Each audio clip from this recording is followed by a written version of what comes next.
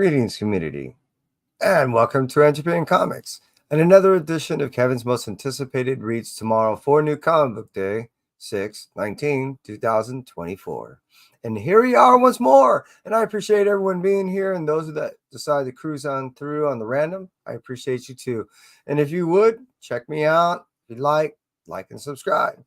But before we get into the whole list, which is quite some list, let's acknowledge those that decided to cruise on through on the live. Hey, Las Cruces, I appreciate you being here. And look at that. You just barely beat out Christina. Christina, I appreciate you dancing with me once again. And I appreciate you being here and watching us on the live, doing the show. K-M.A.R.T special. And let's get to a little bit more. Hey, meanwhile, dude, how you be? I hope all is well. And yeah. Kind of get on to it, huh? Like I said before, this is not only considered a summer of the symbiotes, but it's also considered a Teenage Mutant Ninja Turtle summer as well. And what I mean by that is, well, you're going to see quite a list growing throughout the summer of turtle stuff coming out. Not only that, you're going to end up seeing different versions. How about us diversifications?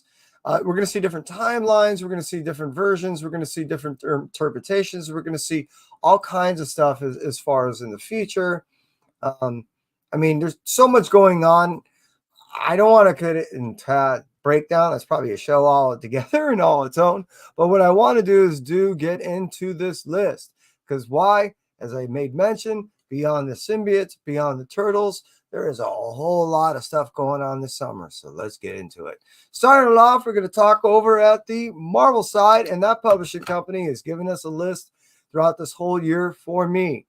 First, let's start off and talk about the Amazing Spider-Man issue number 52, which brings us a second story of the Spider-Goblin, and this is finishing out a 2-year long project that Zeb Wells has been doing throughout this whole timeline.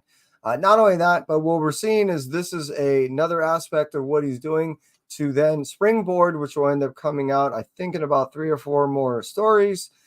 A whole new arc will just set, I think, a whole nother like 1.5 or 2 years of story into that. Seriously, I've been digging this though. When you look at the past Spider-Man stuff that's been coming out on an ongoing series, this has probably been one of the most solid and really fun stories that have been out as far as this just purely Peter Parker type story in quite some time. This has been very enjoyable. Now we're seeing, again, down the road in about a few series, we're going to see... I don't want to run it. I really don't. What like I said, we're going to finish out this whole Spider Goblin thing, and we know exactly where Normie was heading. I'm just really interested to see where it goes from here, and that's why Spider-Man, Amazing Spider-Man issue number 52, I kind of put up there in the top of the list for me to read down the list to the Blue Light Special, if that makes sense. Moving now from Amazing Spider-Man, let's talk about Black Panther Blood Hunt issue number 2. Initially, this wasn't something I was going to pick up on the tie-ins of the Blood Hunt saga, but I ended up enjoying it. There's 4 titles that I wasn't going to pick up. 2 of which that I did. 2 of which that I still haven't. I'm not going to discuss what those are. It doesn't really matter. What I am going to discuss is the fact that one, when I'll get to the other one later on the road, which is this is I know I'm jumping everywhere. Black Panther, Blood Hunt, issue number 2. Issue number 1 was so enjoyable, and what it was doing with T'Challa and how all that was really linking up to the overall ongoing story, as it be, the whole saga thing. It took me back. Again, I'm not reading Black Panther, but I know who is writing it. I respect the writer, and for that very reason is the reason why I ended up picking up the book. Then I ended up falling in love with the story, and here we are talking about issue number 2. Just saying. Moving out from Black Panther issue number 2, we're going to talk about Doctor Strange issue number 16. This is another tie into the Blood Hunt storyline, and I just want to point two things out. One, as I made mention, this is probably one of the most solid ongoing series for Marvel. And probably, I don't know, let's say just this year alone. Definitely, in my opinion, the past 2, if not almost 3 years, Doctor Strange has just been solid. And what I want to point out on the second point is, has anyone noticed that in almost the past 2 years that we're seeing more story with Doctor Strange as a ghost than we are seeing him as a solid body entity? At some point, they got to write this guy as a solid body for at least, I don't know, a period of 6 months, because he's been dead longer than he's been alive for the past 2 years, or in some form of death, or you know what I'm saying? Because, yeah, he's not doing very well in this series. But I've been digging it. That's why it's really up there on my list for me. So again, Doctor Strange issue number 16 coming out tomorrow, 6/19/2024. Pardon me. I need a sponsor. All right, moving on from that, we're going to talk about Dracula Blood Hunt issue number 2. All right, now, didn't I say on the last time I did this how, one, I knew Dracula Blood Hunt issue number 1 was going to be a big thing because I knew Bloodline was going to be a big thing. It's Bree. Come on, people. Seriously, I'm not ruining anything. It's not a mystery. And I'm still not going to ruin it, but I mean, it's Bree. So that's why I'm really dying to get this one.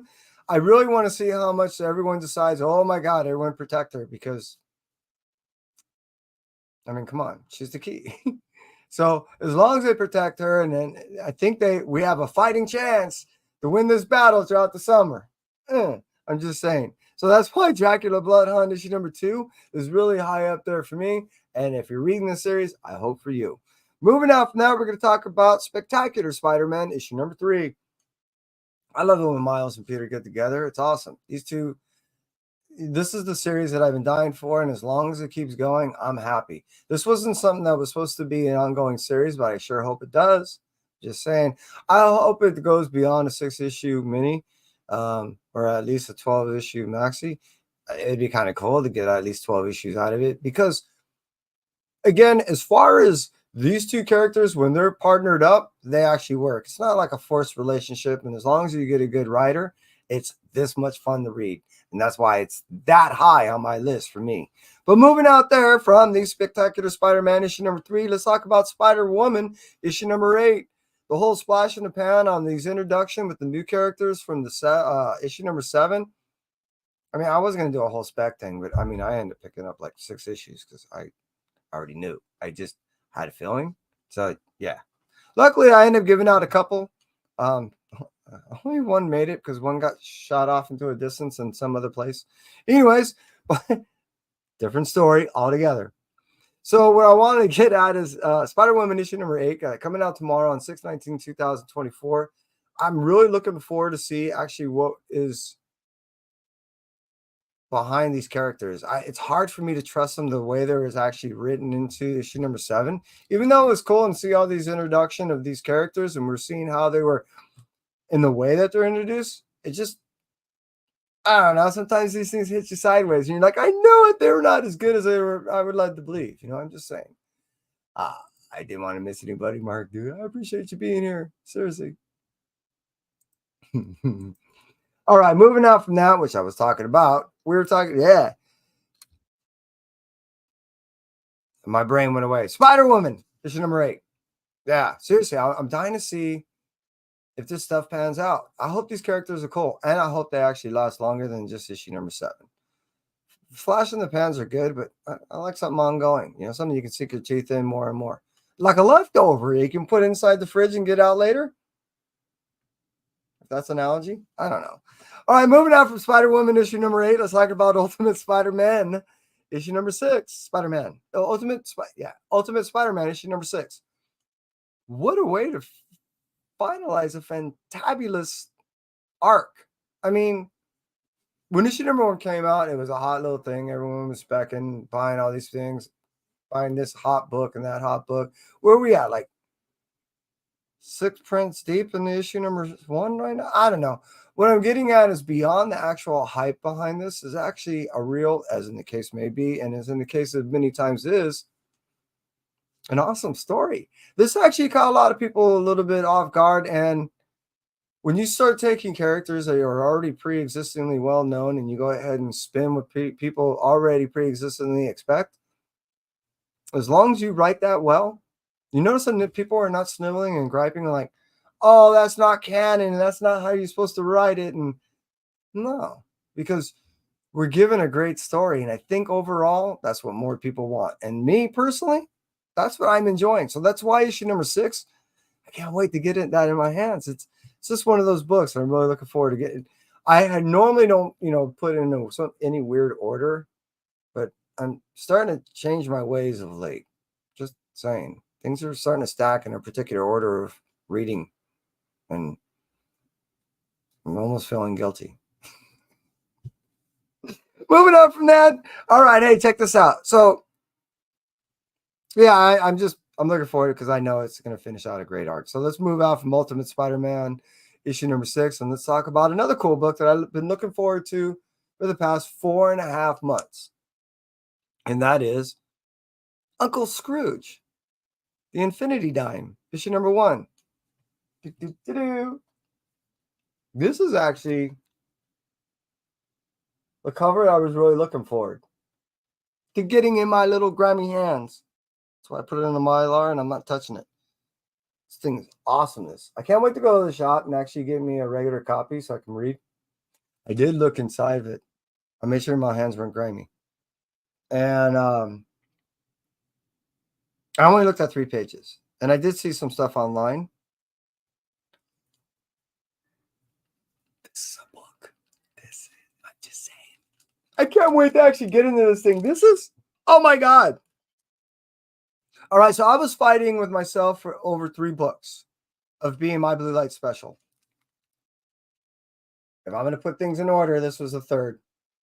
I was fighting over which was going to get number 1. And this is number 3. Just saying. So, hey, Uncle Scrooge, Infinity Dime, issue number 1. It's kind of a multiverse of trying to get the individual who stole some stuff, and you're going to end up seeing some multiple versions of, I don't want to ruin it. And this is what I did see. It looked so fun and adventuresome, and some of the art was so dingy dark, and it was sucking you in like a dark place in Disney-esque style, and it was really, really cool. So I highly recommend that, and that's why it's really up there on my list. Uncle Scrooge, the Infinity Dime, issue number 1, coming out tomorrow, 6/19/2024. Let's move it on, moving on. I know I'm lagging. Sorry. Venom, Separation Anxiety, issue number 2. I read issue number 1 only about a week ago, and wow, it was so much fun. Initially, it took me a little while to kind of get into it and remind myself what I was trying to read. In the sense of, I've been reading so many of these 3-story anthology type combination things of late. There's been so many released, and there's a couple even on this list that I had to remember that this is the gear I had to get into. So it took me a little bit to get into the first story, but after I read that, I just ended up flying through the other 2. And I'm looking forward to this because I know there's a couple of characters I'm looking forward to reading in this book in particular. So Venom, Separation Anxiety, issue number 2. I say as far as the anthology, that's Venomverse. Sorry. But no, Separation Anxiety still gave me a couple. There was actually 2 stories in there. It was the same thing. And I'm looking forward to the same thing. As it carries on and we're getting a taste of what yesteryear into this and making up some lost ground, because there was a couple of questions I'm hoping that they're answering in this storyline that I had from another storyline that he was doing. So let's see what happens in here. This is just something that is going to be in mid-level in my stack, but at the same point, it's something I'm dying to get a hold on. But moving out from the Separation Anxiety issue number 2, this is really the one that was a big one for me, which is Venomverse Reborn issue number 1. If anything's going to be a slight spec, it might be this. There is like this version of PlayStation, but beyond that, there's a couple other characters in this story that I'm dying to do. This is also another one of those anthology things, and it's broken down, I believe, in 3 different stories. But Al Ewing, and I think it's Christo. Yeah, Christos Gage, and it might be pronounced Gage, is working on a couple of stories that are going to be down the road. You're going to end up seeing this either at the end of the year or in the beginning of 2025. I am looking for those stories in particular. I'm curious at how they develop. I haven't been able to get my hands on them, and I know they're at the shop that I could have got earlier, but I'm going to wait until tomorrow morning. I'm going to grab those things, and after I read through a couple of books, I will definitely get into that. But Venomverse Reborn, issue number 1 coming out tomorrow at your LCS. Make sure you pick that one up if you're a symbiote fan. Moving out from that, we're going to talk about Wolverine Blood Hunt issue number 2. I've forgotten that I had read issue number 1, and when I went to the LCS earlier, they had handed that to me. I'm like, what's this? Like, well, you ordered that. I said, no, I didn't. Maybe. They said, no, dude, you definitely ordered this. Do you remember? And when you said, so you're going to get this, right? Can you put that in my box? I'll pick it up tomorrow.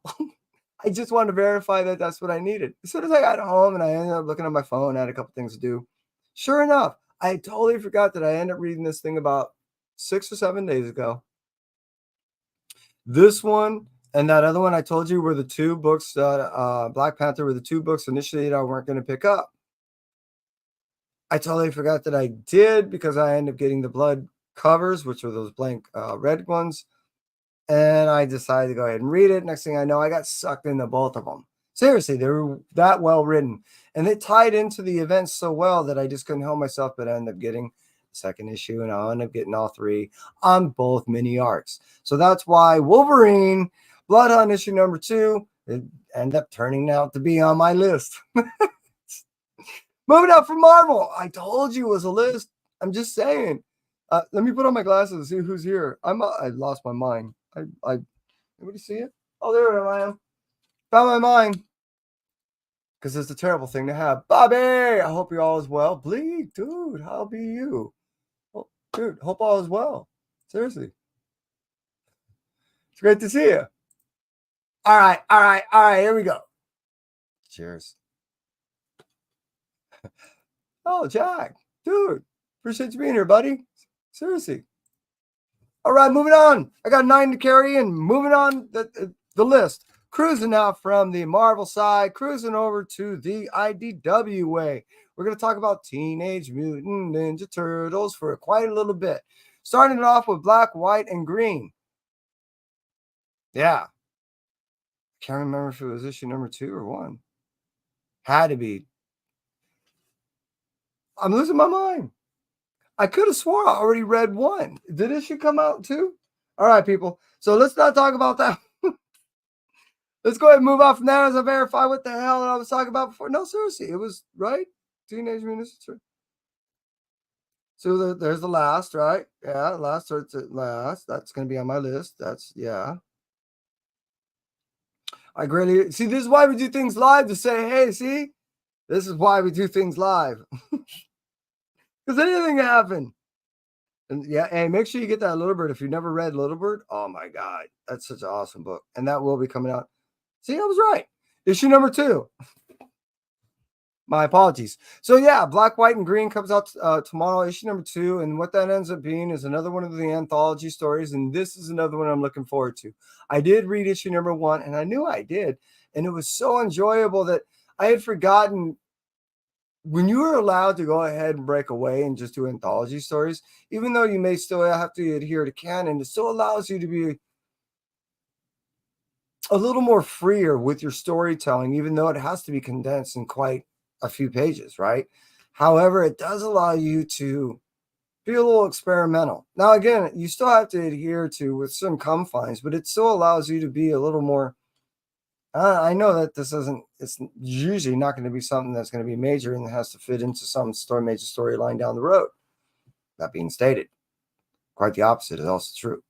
What ends up finding out, me personally, is I end up enjoying these stories, and sometimes I end up utilizing these things. So in the case of we're getting a whole new storyline coming out with a whole new writer, Aaron, we may end up seeing some of these stories in some capacity and some influence down the road. So that's why I've been picking all these things up, not necessarily in a spec level, but it's how it ends up sometimes interrelating. And that's how those source books have really been working out, is when you read these things, you will have a greater understanding in depth of to what these stories really are making reference to, or how they're actually moving on in the future from the foundation that was established so long ago, or sometimes in the cases, tomorrow. See how I did that? All right, moving out from there, TMNT, Black, White, and Green, issue number 2 coming out tomorrow. We're going to talk about TMNT Last Ronin Re-Evolution, issue number 2. Yeah, issue number 2. Yeah, I read that one. So I ended up reading an article that ended up talking about, I want to say it was Waltz, and how he was saying how he loves the idea of being able to expand on a whole new generation of turtles. Because in his own opinion, he's like, look, we're coming up on 40 years of what we did with this. In my opinion, and speaking, and again, paraphrasing for what the article I read, was saying that he had like another 40 years of story to tell in this new evolution, future generation thing. I'm like, dude, if you live to be that old, that'd be awesome. But if you're telling me that we're having all these different story tells in between for not only just what we're receiving right now, but for generations beyond us, oh, cowabunga. That's so cool. I don't care if you like turtles or not. No, I do care. No, I really do. Please like turtles. Turtles are cool. They don't hate you. They love you. Teenage or not. No, Teenage Mutant Ninja Turtles to me is a pastime thing. And beyond my own appreciation for them, it really has stood the test of time. And I think that really represents something, you know what I mean, if nothing else. So to see a whole new re-evolution is really cool, because what it really says is we're getting a whole new future generation that's going to be able to appreciate what we were able to appreciate at its time, but presently and for the future, if that makes sense. Moving out from that, TMNT, The Untold Destiny of the Foot Clan, issue number 4. Now, of these 3 now that I made mention, I have to say this one has really kind of hit me hard. And I really didn't think I would like this one at all. Karai is really showing her worth and where she stands with the Foot Clan and how she believes the future of this Foot Clan should go.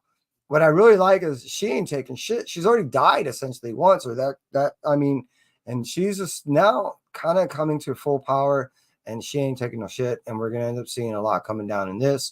I'm really looking forward to getting my hands on this one. I know my pre-order shipment is going out tomorrow. I do have to wait for that one for a week, but I'm dying to get a hold of that one because, yeah, there's a lot coming down, and it seems like this is the pinnacle point. This issue seems like there's a major turning point that's going to transpire. So I'm looking forward to seeing that. And yeah, I'm just saying, as far as IDW is concerned, they're killing it with the turtle stuff. I don't know what else is they're really doing right now, but as far as turtles, it's a turtle summer all the way. Moving out from IDW, we're going to cruise over to the... Okay, I'm flip-flopping.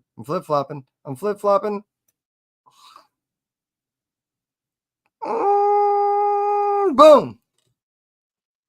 Yeah, I just decided just now.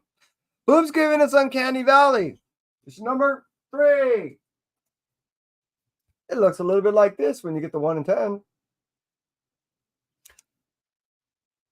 I just decided as we were here, this was going to be my number 2 book. This was going to be my Blue Light Special. I am so dying to get into this book.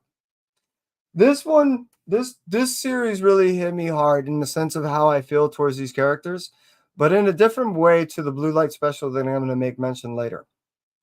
And this one, it just, the way that we're seeing how this boy is being yanked on both sides of reality and this cartoon world, I use that as a metaphor in how people are constantly yanked around, especially children, when it's either between arguing parents, or when it's between political views, or when it's between religious views, or when it's between social views, or when it's between how the kid likes a particular food, or they're told they don't, or how they appreciate an insect, or whatever. I can go on forever. My point is this book really encapsulates that in these very symbolic and metaphorical ways. When I'm not necessarily saying it's trying as much as it just does. And it's so cool when you end up getting in the layers to the book that might not necessarily be there, and I'm reading into something that might be more than to the book than it actually is. However, it's allowed me to gain a fondness not only for the character, the boy, that is being seen fought over, but a greater appreciation for the story beyond the surface and how it's told. So that's why it was really difficult for me just now to kind of lay that down as not being my blue light special, because of how much it does stand for and how good the series is. Initially, it was a pitch as a 12-issue maxi series, and it was agreed upon as to be such. However, even though the mandates were met by the writer, creator, and making the sales and all that, we're still yet to see if that really will transpire, because how this series is still marketed is only a 6-issue mini. That's unfortunate, because I would really like to see this story expanded. I dig Uncanny Valley. And Tony Fleeks, you're taking all my money. You're Tony Fleeks is literally taking everything. I'm buying everything he's writing, essentially. I'm just saying. But hey, let's move out from Boom Studios and let's cruise over to the Image Way. And Image Studios is bringing to us, well, Destro, issue number 1. This is expanding upon the whole Energon universe. And now we're getting into the, let's say, the second phase of this universe. And leading it off, in my opinion, I guess you can say it was Scarlet. Now, she went under my radar. I recently ended up picking that book up last week, even though it came out the week before or two. And I just got to reading it the other day. Now, Destro, which I guess kind of looks like that, doesn't it? But 1 in 25. This was the one I really wanted. Which, unfortunately, I'm not going to be able to touch with these grubby hands. I'm going to end up buying a cover A tomorrow. Anyways, we end up seeing a whole lot of background history between Scarlet of the book that just came out, between what we end up seeing in Cobra Commander, and tidbits here and there. And we now understand that he's actually a bigger threat than we initially anticipated. When we were seeing everything that Cobra Commander came from, the technology, we were thinking they were the shit.